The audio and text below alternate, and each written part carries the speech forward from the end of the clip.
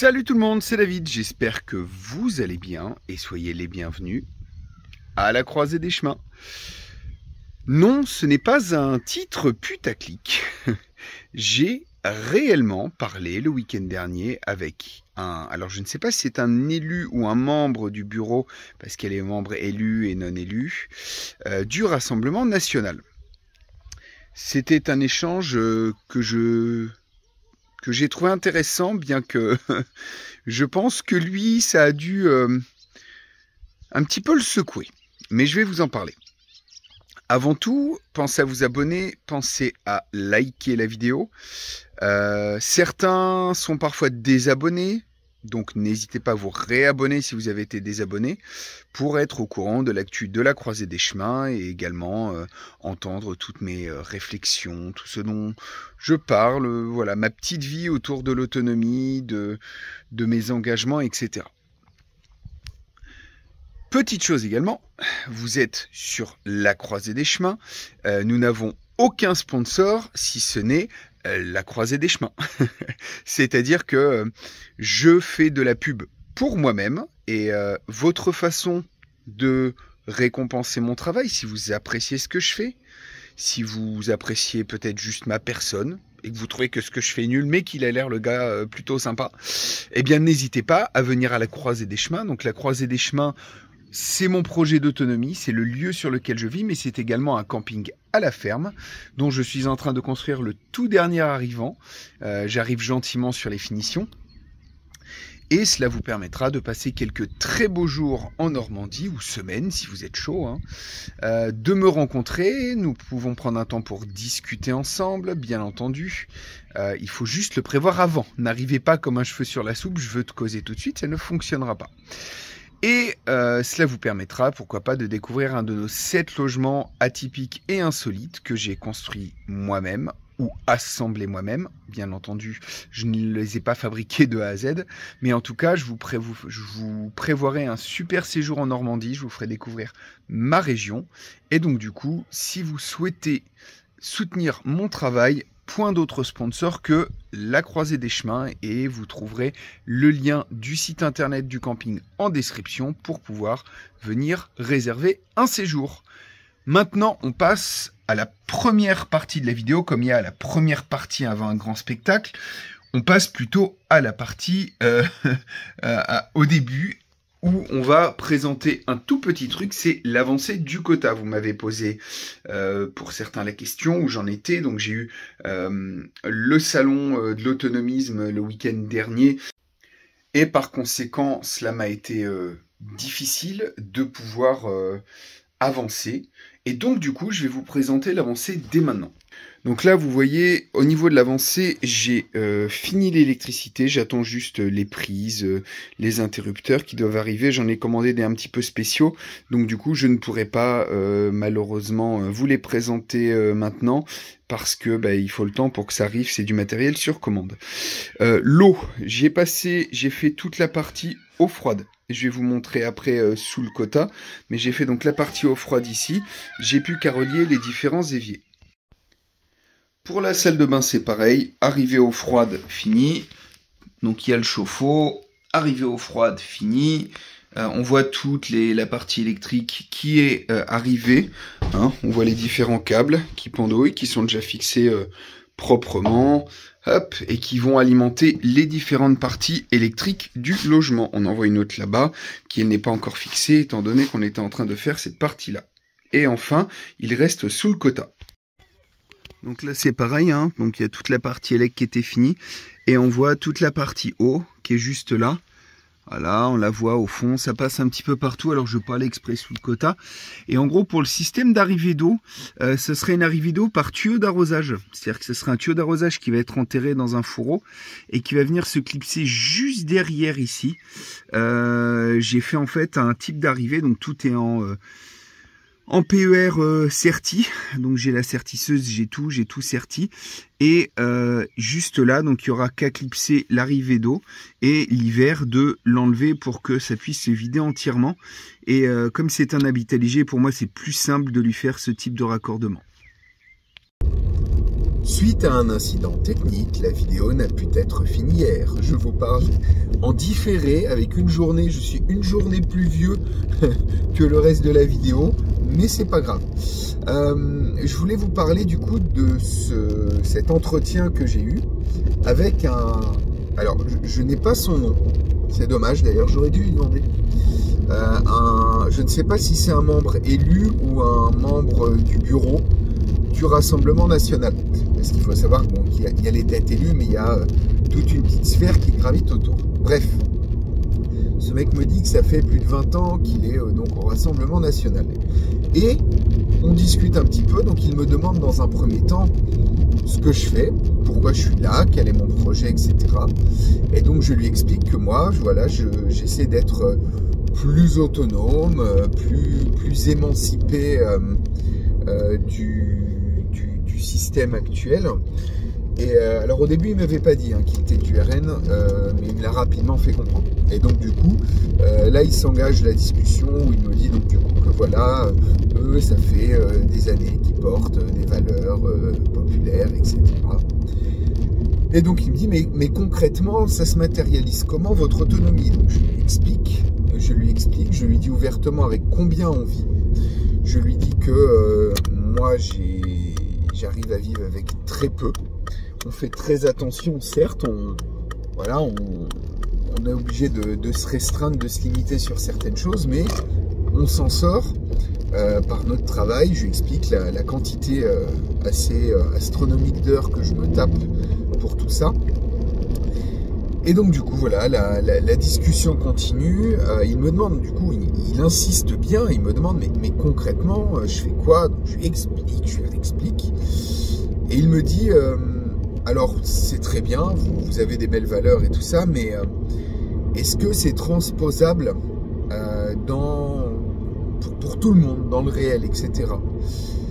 Et là, je le taquine un petit peu et je lui dis que jamais je n'ai entendu un seul parti politique, le sien comme les autres, amener des solutions radicales aux problèmes structurels que l'on peut vivre. Alors il me dit que si, que eux, ils ont bien fait. Je dis écoutez, je vais vous donner un exemple concret. Et là, je me mets à lui parler des habitats légers. Les habitats légers, ce sont des habitats qui ont souvent une surface moins importante, une empreinte matérielle bien moindre que des bâtiments classiques, puisqu'il n'y a pas de fondation, il n'y a pas tout ça. Ils ont un impact écologique moins important.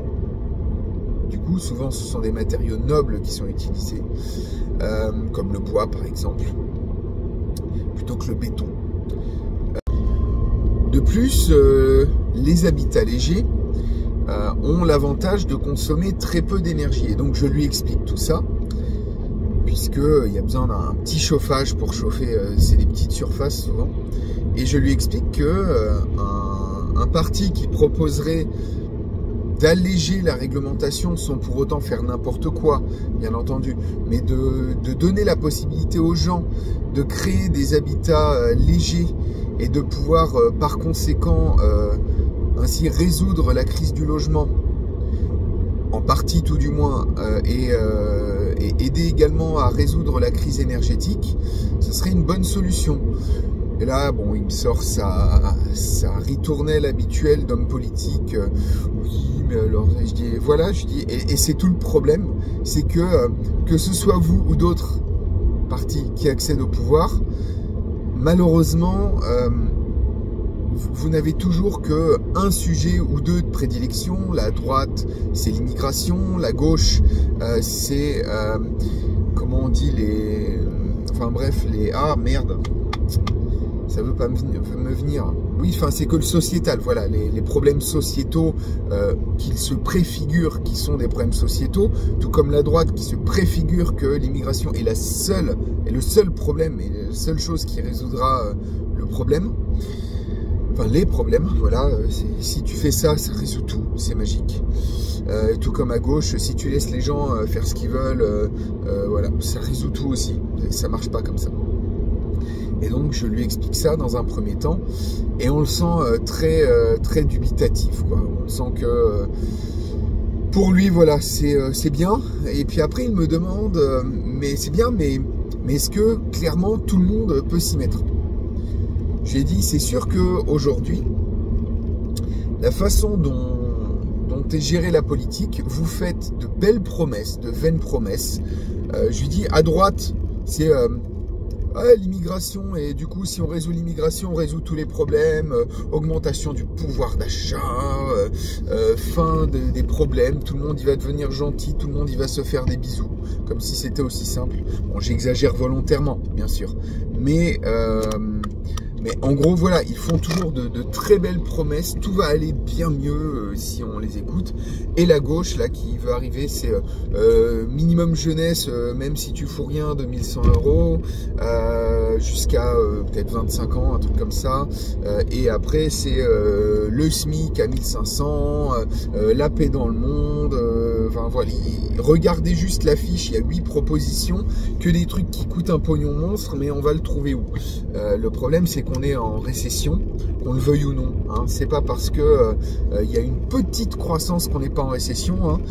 Je rappelle qu'il y a quelques années, ils ont mis la cocaïne, la drogue tout court, et la prostitution dans le PIB. Donc de ça, clairement, en plus le fait que c'est le produit intérieur brut et non plus le produit industriel brut, contrairement à autrefois, c'est-à-dire que c'est même plus sur la production, c'est-à-dire que tu demandes à Micheline de te couper les ongles, c'est du PIB, voilà, on a créé un PIB de manière artificielle pour cacher le fait qu'en réalité nous sommes en récession. Et donc du coup, avec la récession, la gauche veut nous promettre monts et merveilles. Donc ça, le gars, je lui explique que de toute façon, les promesses des politiciens n'engagent que ceux qui y croient, et que ce qu'ils proposent n'est clairement pas cohérent. Et je lui explique que un parti ne se fera jamais élire, mais c'est aussi, et c'est pour ça que là où je suis d'accord par contre avec ce monsieur, c'est que est-ce que le modèle que je propose est réalisable à grande échelle, et je lui explique que effectivement ça va être compliqué, mais que c'est tout simplement parce qu'aujourd'hui on nous promet monts et merveilles, on veut nous faire consommer, toujours plus consommer, mais en réalité il faudrait aller vers un modèle moins consumériste, plus décroissant. Et que les politiciens, de par leurs vaines promesses, empêchent à ce mouvement de décroissance d'arriver. Et enfin, je lui dis, un parti qui ne promettrait pas monts et merveilles, mais qui tout simplement dirait, écoutez, c'est compliqué en ce moment, on va essayer de décroître petit à petit, mais promettre aux gens que si on fait ça tous collectivement, qu'on rende sexy le fait d'être décroissant, de vivre plus simplement, de retrouver des valeurs, tiens, le RN qui porte des valeurs familiales, on retrouverait des valeurs plus familiales, plus... La sobriété, ça a aussi de très bons côtés. On revient à des choses plus essentielles, on se prend moins la tête avec tout le superflu de la société, et les choses vont beaucoup mieux. Et là, je sens que je l'ai perdu à ce moment-là, le gars. Je lui ai dit, voilà, arrêtez de promettre tout et n'importe quoi, et soyez plus pragmatique, essayez de promettre des choses réalisables, rendez sexy l'écologie, la décroissance, et non pas toujours la consommation. Sinon, on ne pourra pas arriver vers ce genre au résultat qu'on attend. Cependant, on doit lui attribuer un mérite. On a discuté une demi-heure, il ne s'est pas défilé, et il a osé venir voir quelqu'un qui n'avait pas les mêmes idées que lui, qui ne vote pas pour lui, et qui est critique de ce qu'il propose. J'aurais bien aimé savoir qui c'était. Si jamais vous aimez faire des recherches, c'est un monsieur de je dirais la cinquantaine, les cheveux un petit peu longs, pas trop longs, blond un peu foncé. Si jamais vous arrivez à trouver qui c'est un membre du bureau du RN ou un élu, je ne sais pas. En tout cas, voilà, j'aimerais bien savoir qui c'est. Bref, c'était assez cocasse de rencontrer ce monsieur. Et il m'a tenu le crachoir une bonne demi-heure. c'était intéressant. C'est vraiment pas un parti pour moi puisque, comme d'hab, les politiciens vous promettront beaucoup de choses mais ne feront absolument rien à droite comme à gauche. Portez-vous bien et à très bientôt à la croisée des chemins.